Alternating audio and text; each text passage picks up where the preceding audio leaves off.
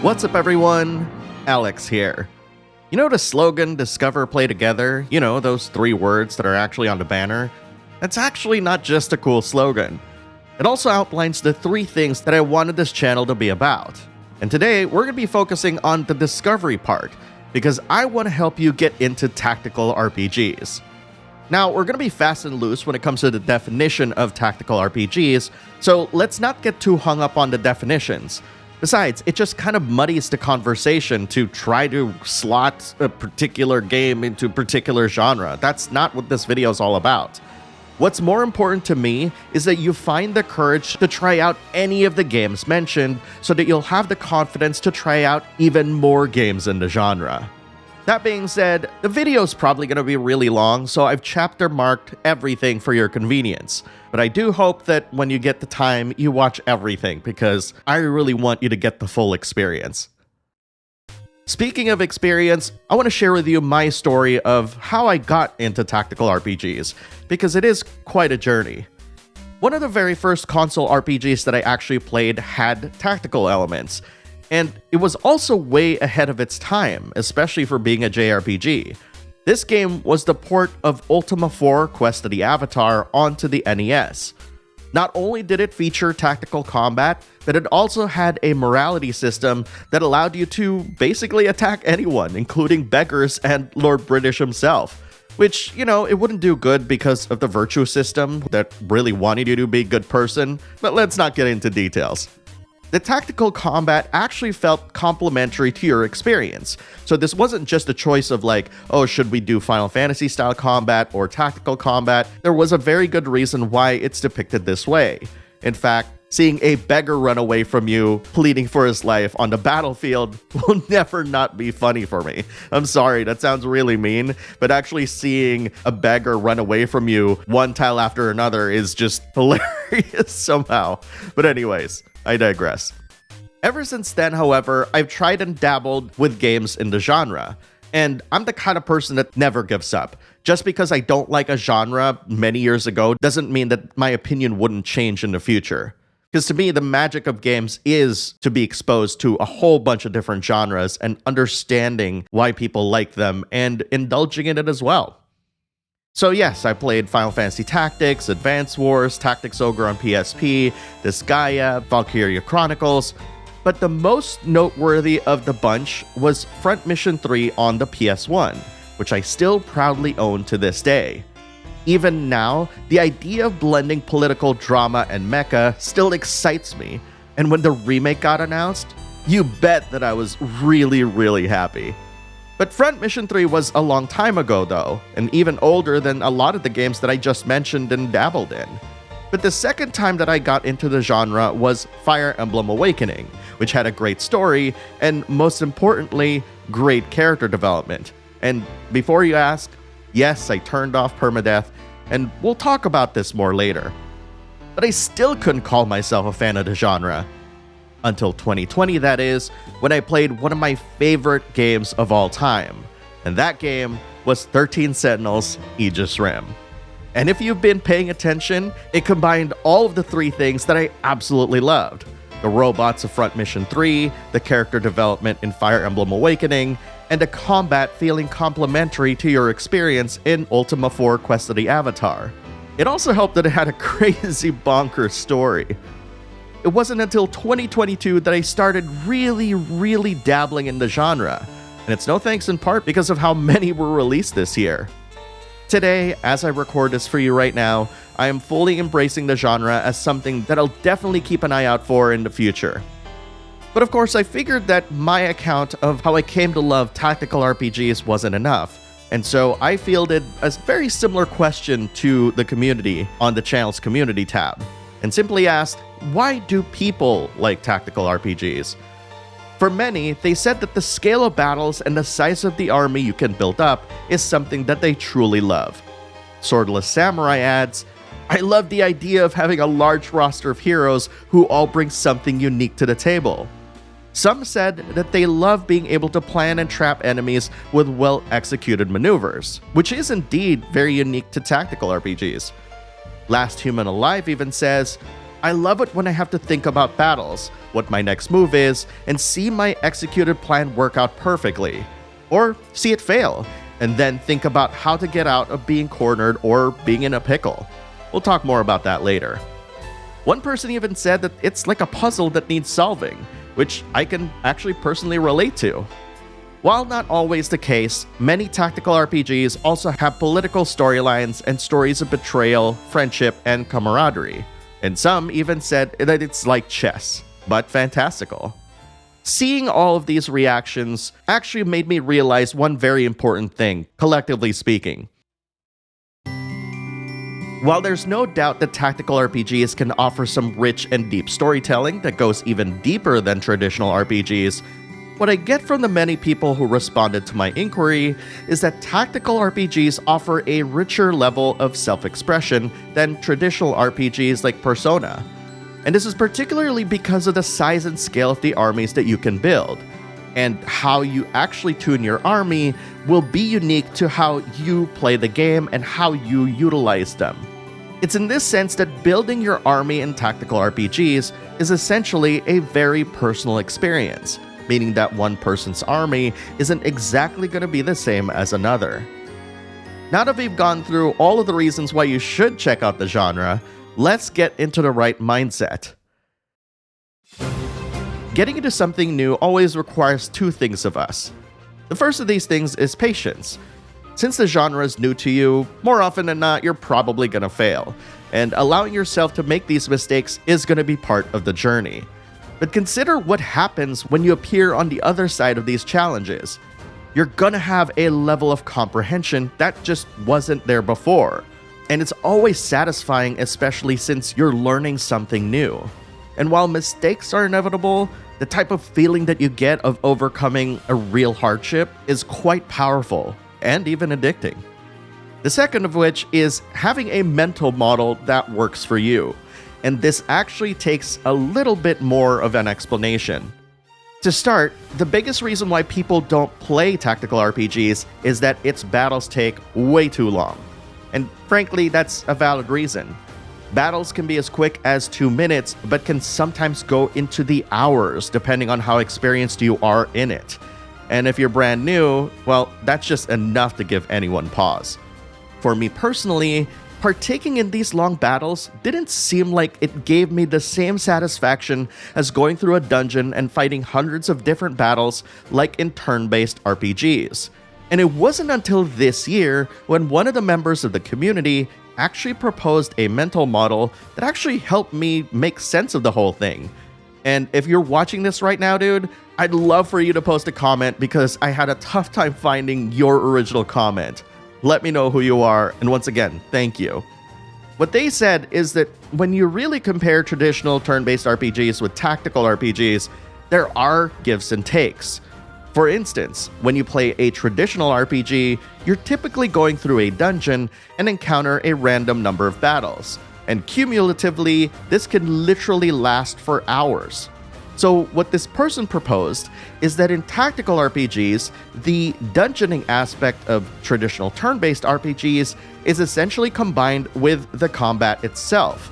Naturally, there will always be exceptions to concepts such as these, like the 100-floor Palace of the Dead in Tactics Ogre, for example, but generally speaking, no actual dungeoning occurs in most modern tactical RPGs. Once you get into battle, you have a map and you spend a lot of your time there. Reorienting my brain and thinking about tactical RPGs battles in this way really helped me tremendously, because now it felt like one battle in a tactical RPG was literally a fraction of exploring a dungeon in an RPG like, say, Persona 5. And again, for the person who actually brought this up in the comments many, many months ago, I want to thank you for this mental model because this really helped me out tremendously.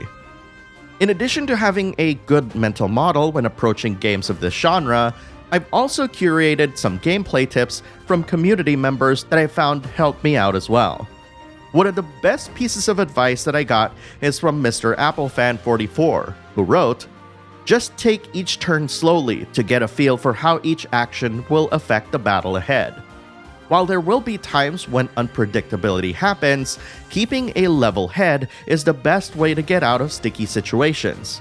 Also, don't concern yourself with thinking of strategies at the beginning. Over time, this will become more natural, with understanding unit roles and abilities, and how to synergize them to achieve victory. I want to add that getting into a rough situation is common in tactical RPGs, but remember that the developers wouldn't put you in this situation if they didn't think that it was possible, meaning you already have all the tools at your disposal. Another really good piece of advice comes from White Wolf, who wrote, "Take some time before the battle starts and scout the map and see what kind of enemies you'll be fighting.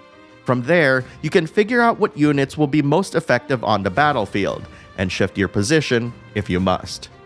Chickloaf also warns about just pushing ahead with the game's main story. Once you get out of the intro battles and have the ability to have non-story battles, take some time to play a few of these and build up levels and resources. Also, consider these battles as ways to experiment with your strategy and unit composition, as they're usually lower impact than the story battles. And unlike traditional RPGs, oftentimes, even a decent party composition can offset the lack of levels immensely, just by utilizing the strengths of each of your individual party members.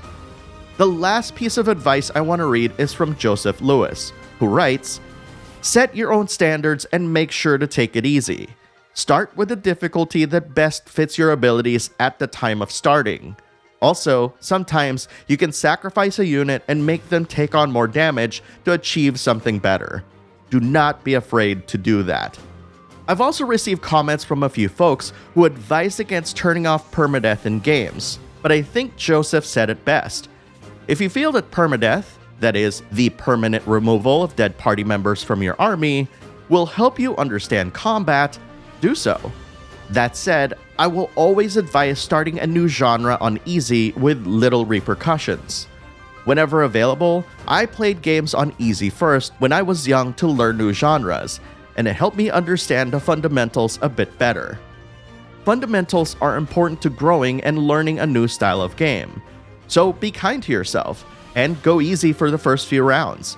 And if a game lets you adjust its difficulty later on and you feel more comfortable, raise that difficulty higher. You'll be a pro at tactical RPGs in no time. Now that you've got some really good tips and encouragement from myself and fellow community members, let's talk about the different kinds of tactical RPGs that you might want to pick up and consider, as you'll probably want to learn what's actually out there. Currently, there are two prevalent types of tactical RPGs, which is turn-based and hybrid. I'm not going to mention real-time tactical RPGs here because there's not a lot of them released lately, and the ones that do have real-time elements often involve pausing the action, which makes it fall under the hybrid label. Turn-based tactical RPGs are the most common of the two. They often have medieval fantasy themes, but of course, there are exceptions. Front Mission 3 is a great example of that.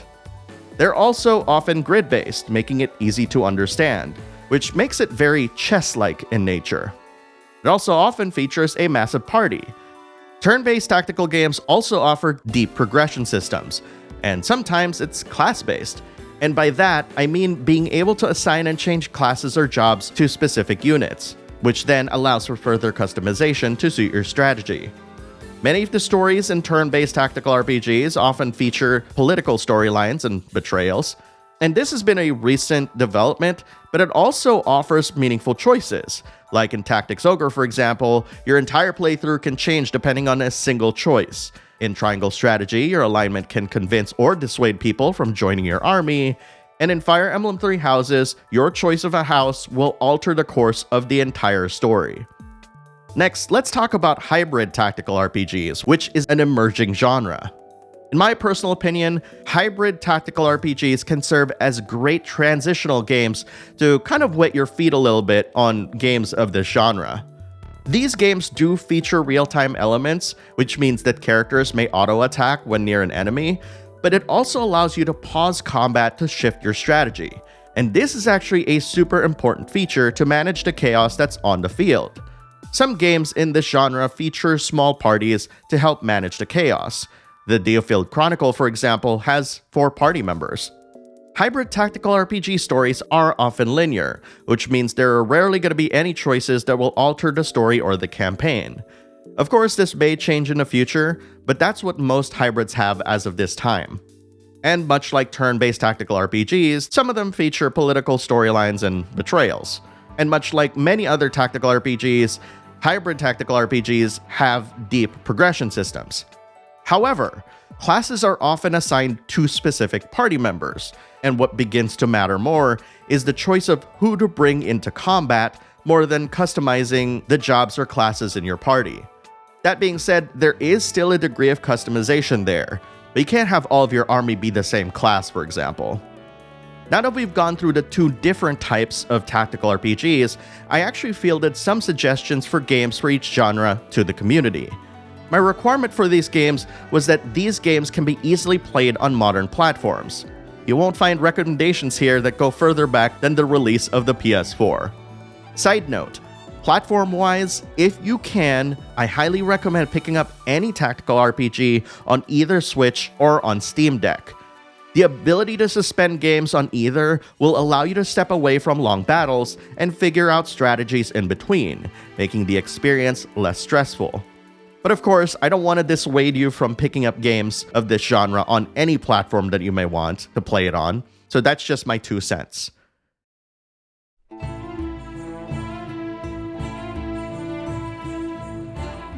But going back to the community's recommendations, there are some really good ones here.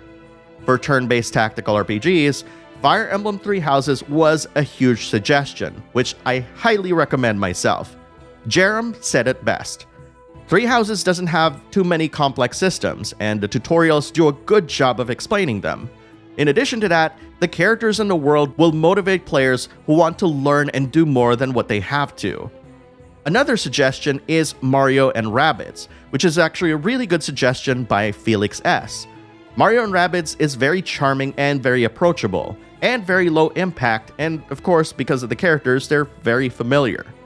Many of you recommended Triangle Strategy since it came out this year.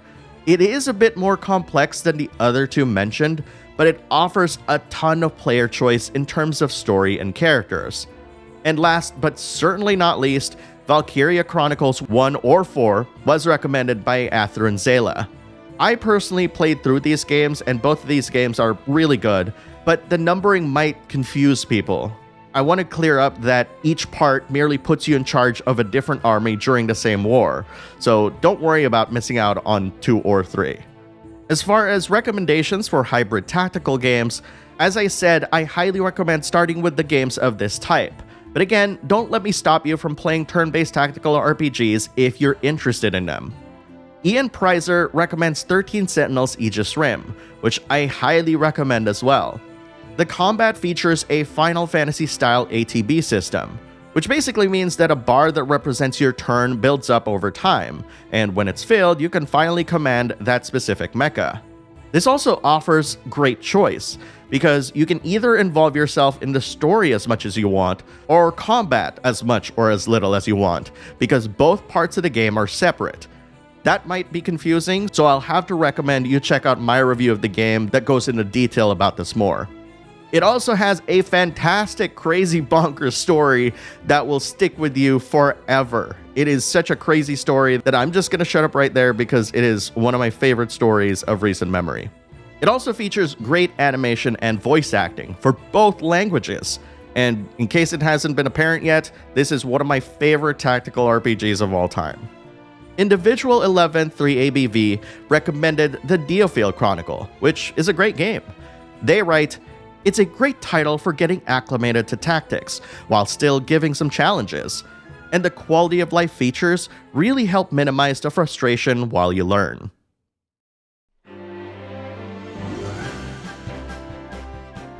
Apart from the games mentioned, there are many more recommendations, reasons why people love the genre, and gameplay tips in the community tab of the channel, and I've linked them all, including reviews of some of these games, in the description of this video. And of course, if this video helped you out, please consider using the links in the description to pick up these games. Above all else though, I hope that this video has been extremely helpful to you. My goal here at Backlog Battle is to help people discover new games to play, and if this video helped push you towards trying this genre out, please post that in the comments and I'd love to read it. And if you're a longtime fan of the genre, don't let me stop you from posting your own comments.